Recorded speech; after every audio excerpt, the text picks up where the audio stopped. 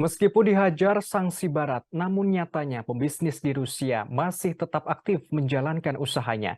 Bahkan menurut survei, ribuan perusahaan mereka terus berdiri. Sebuah survei yang dilakukan oleh lembaga penelitian Swiss mengungkap fakta keberadaan bisnis Rusia. Diungkapkan bahwa ribuan perusahaan yang berbasis di Uni Eropa dan negara-negara G7 masih aktif beroperasi di Rusia. Perusahaan-perusahaan tersebut masih menjalankan bisnis seperti biasa. Bahkan meski negara-negara barat terus menekan Rusia lewat sanksi ekonomi yang ketat. Hal ini terjadi pasca invasi Rusia ke Ukraina Februari tahun lalu.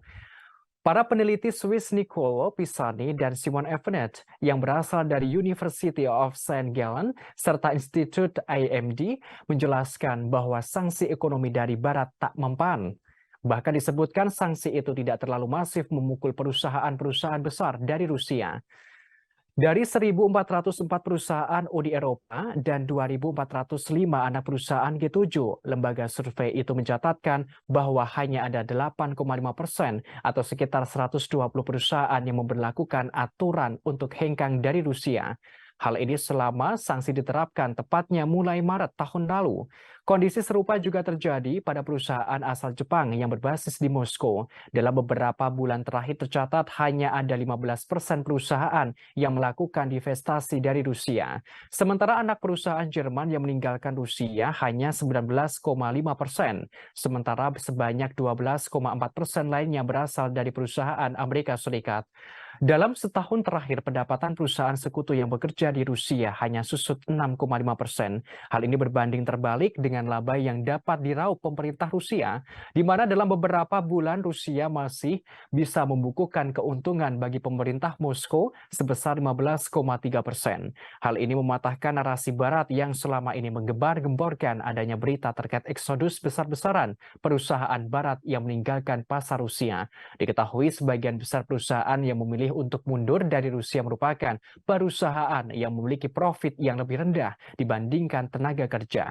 Studi penelitian ini juga menunjukkan bahwa eksistensi Rusia masih kuat bagi perusahaan-perusahaan global. Hal tersebut membuat sanksi ekonomi dan politik sulit memisahkan perusahaan Barat untuk hengkang dari Rusia meski diselimuti pengetatan sanksi. Sebelumnya, Dewan Eropa secara mengejutkan mengakui kesulitan menjatuhkan sanksi ke Rusia. Padahal sebelumnya Uni Eropa terus memberikan sanksi bertubi-tubi ke Rusia.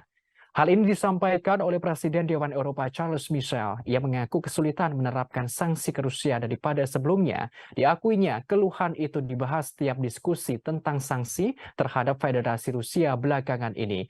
Kini, Uni Eropa akan terus mempertimbangkan babak baru sanksi anti-Rusia. Sementara itu, Presiden Rusia Vladimir Putin mengungkapkan ekonomi negaranya masih stabil, aman, dan terkendali. Bahkan ia menegaskan situasi ekonomi Rusia lebih baik dari perkiraan Barat. Kepala negara Rusia dengan tenang membeberkan ekonomi Rusia yang masih baik. Ia mengklaim semua indikator ekonomi utama menunjukkan stabilitas yang berkelanjutan.